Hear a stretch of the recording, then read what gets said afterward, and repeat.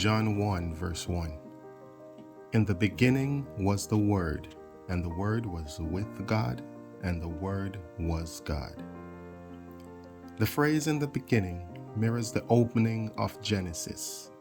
In the beginning, God created the heaven and the earth. Genesis 1 verse 1.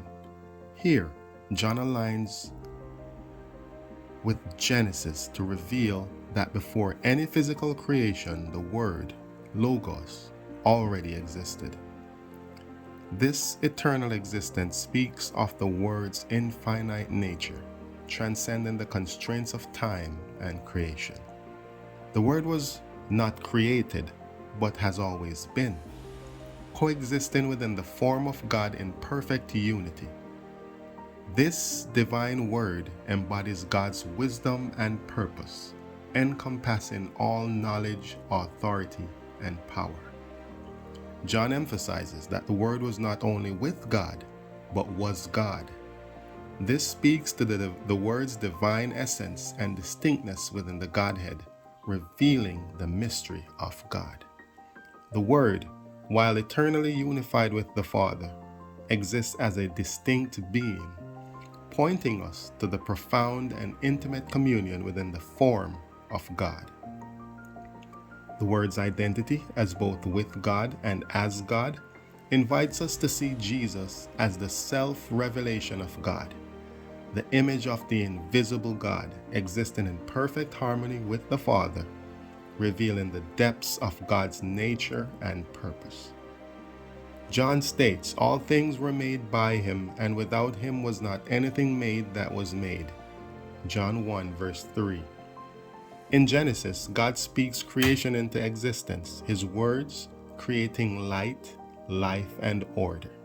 John now identifies Jesus, the Word, as the Creator, the actual being through whom everything came into existence. This understanding links Jesus directly to the Genesis account, reinforcing that creation itself was an act of divine expression, with the Word as the God of the Old Testament. Colossians 1 verse 16 affirms this, saying, "For by him were all things created, that are in heaven and that are in earth, visible and invisible. All things were created by him and for him." This passage echoes John's declaration, expanding our understanding that Jesus as the sustainer of creation. The creation isn't merely a byproduct of God's power, but an intentional act of love and purpose, with the Word as the channel of that love. John continues, "In him was life, and the life was the light of men." John 1 verse 4. The Word is not only the source of life, but also its sustainer.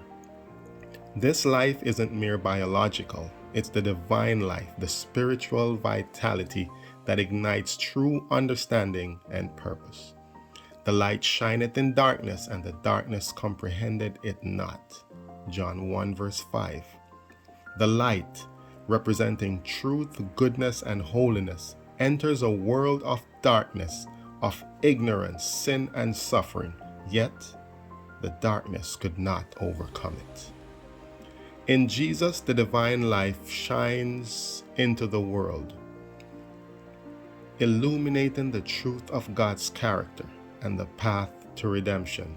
Even in a fallen world, resistant to the light, the Word's radiance endures, undiminished, revealing that no power of darkness can prevail against the presence of God's Word.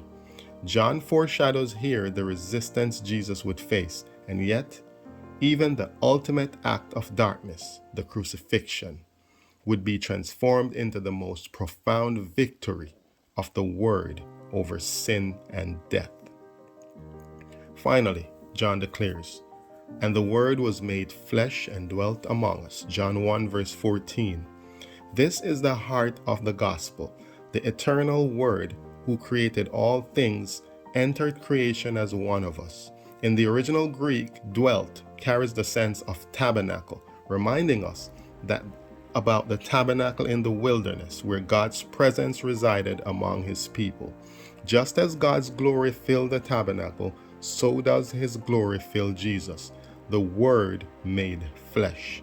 He is Emmanuel, God with us, Matthew 1 verse 23, bringing the divine into human experience, sharing our struggles, and redeeming our lives.